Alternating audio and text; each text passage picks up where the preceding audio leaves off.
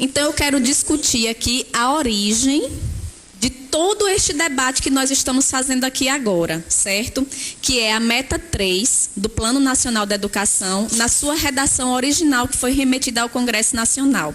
A meta 3 diz o seguinte: universalização do acesso até 2016 para a população de 15 a 17 anos, elevar até 2020 a taxa líquida de matrículas do ensino médio para 80% nesta faixa etária, 15 a 17 anos, certo? Que é justamente o período em que os adolescentes, pelo fato de estarem com a sua sexualidade mais aflorada, podem ficar ou não na escola.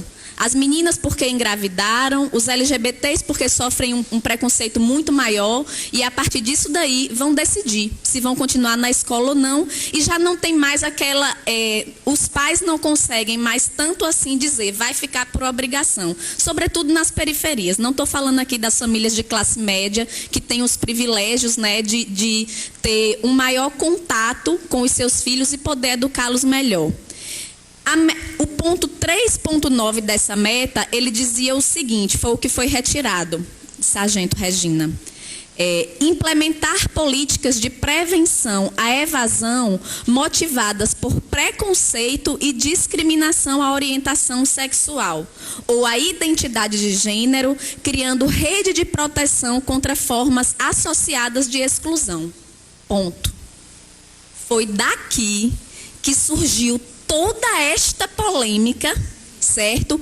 E todas essas interpretações, eu quero dizer com todo respeito, a moça que estava aqui, ali na ponta, não me recordo o nome, com uma interpretação extremamente equivocada e rasa do marxismo, que fez uma leitura mirabolante de que, dentro desta meta, estava o intuito de destruir os lares e as famílias brasileiras. Eu quero dizer que não. Esta meta, ela é fruto de um debate que foi feito na Conferência Nacional da Educação no ano de 2007, que orientou os governos a um plano nacional de educação que pudesse defender as crianças que sofriam bullying dentro da escola. Com uma ou outra mudança de redação, ela apareceu nesse plano, certo? Que foi apresentado pela presidenta Dilma ao Congresso, desse jeito aqui. Criar uma rede de proteção contra a evasão. De maneira nenhuma, os professores que estavam ali reunidos, muitos inclusive nem sabem o que é marxismo, muitos não leram A Origem da Família e da Propriedade Privada, muitos não estão inteirados desse debate. O que motivou a Conferência Nacional da Educação de 2007 a levar esse debate? A realidade, a prática. A um professor ver que realmente os alunos saem da escola, e aí eu quero lamentar o fato da Luciana Meirelles, que estava aqui antes, não ter falado mais. Por que ela saiu da escola? Por que ela desistiu de estudar? Na minha experiência, na escola João 23, eu tive 2 alunas transexuais. Não vou dizer o nome de registro, porque nem me lembro. Porque elas faziam questão de serem chamadas de Tiffany e Gabriela. Alguns professores aceitavam, outros não. Os alunos, nenhum. Tiffany e Gabriela eram motivo de chacota na escola. Por onde passavam, eram chamadas dos nomes de mais baixo calão que vocês possam imaginar. Sabe o que aconteceu? Saíram da escola. Saíram da escola. Então, este é o debate que está sendo feito aqui. Muito embora se traga essa questão da família, e aí eu quero perguntar e trazer a reflexão aos membros que estão aqui na mesa, que defendem a família e que evocam o nome de Deus, para um dado. Quero saber se os representantes aqui das religiões católica e evangélica têm ciência do dado de que o nosso país é o 7º país mais violento. É o 7º país que mais mata mulheres, não são homens, mulheres, no planeta inteiro. O 7º. Desses assassinatos às mulheres, 69% acontecem dentro de casa. Então eu pergunto, o que está acabando e destruindo as famílias?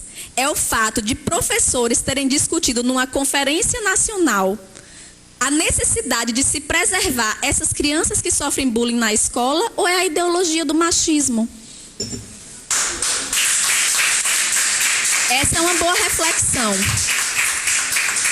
Pergunto aos representantes que estão aqui se eles têm a ciência também do dado de que a cada 28 horas no nosso país, um LGBT é assassinado. É assassinado pelo simples fato de ser LGBT. É claro que existe a violência urbana, não estou tratando dessa, mas estou tratando da violência específica também por uma ideologia, que é a homofobia. Certo? Então, o que está destruindo as famílias? O que está destruindo as famílias? É o fato dessas crianças e adolescentes terem essa orientação sexual, ou a homofobia que mata os LGBTs e que faz com que os pais expulsem os seus filhos de casa aos 12 anos, aos 13 anos, e ele é empurrado para engenheiro Roberto Freire para fazer programa porque não sobrou outra alternativa para a sobrevivência. É isso que eu quero perguntar. Acho que ficou incompleto aqui na política que é apresentada pelos senhores representantes. O que nós fazemos então na escola?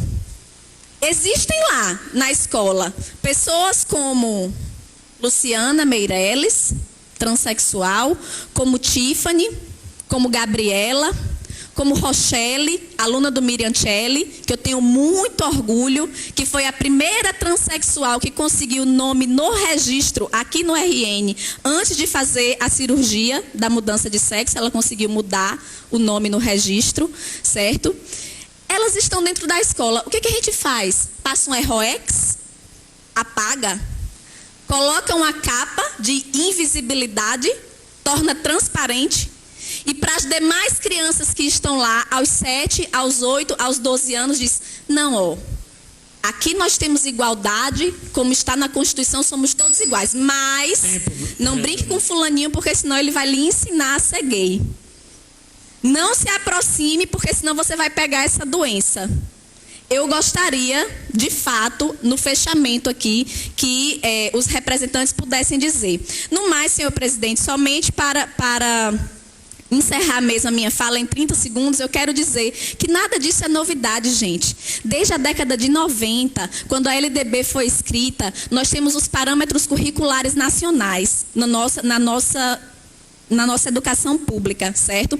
Os parâmetros curriculares nacionais, desde a década de 90, orientam os professores a discutirem a sexualidade, a orientação sexual com as crianças, sabe por quê? Porque as crianças engravidam. Não estamos falando aqui de quem tem condições de educar os seus filhos, estamos falando de filhos de operários, filhos de garis, que estudam na rede pública, que trabalham 50 horas, 44 horas, 46 horas semanais e que não têm esse tempo de oferecer toda essa educação qualificada que está sendo colocada aqui. É por isso que as meninas aos 13 anos engravidam. É por isso que as meninas aos 14 anos engravidam. E é por isso que a LDB, desde a década de 90, está dizendo, discutam, professores, com os alunos, que é para as crianças aprenderem como é que lida com essa questão da sexualidade. E, por último, em relação ao processo legislativo, eu tenho duas questões a dizer aqui. A Câmara Municipal ela tem autonomia para votar o plano que ela quiser, independentemente do Congresso Nacional. O Plano Nacional da Educação é uma coisa e os planos estaduais e municipais são outras. Ele é apenas uma referência para esses planos, em primeiro lugar. É isso que é necessário dizer. Em segundo lugar, eu quero dizer que este Congresso Nacional não é referência para nada. É um congresso que tem uma Câmara presidida por Eduardo Cunha, que agora está envolvido em escândalos de corrupção e que não deve ser reivindicado como uma referência que nós tenhamos que obedecer pelas decisões ou pelos erros que eles cometeram lá. Se eles cometeram os equívocos, não seremos nós a repetir aqui, certo? Quero deixar de antemão o meu posicionamento, certo? Irei defender, sim, pela experiência que tenho de sala de aula com essas alunas que eu tive, certo? E com outras tantas que saíram da escola e que foram empurradas para o trabalho com o sexo porque não tiveram outra oportunidade. Obrigada, senhor presidente. Com a palavra...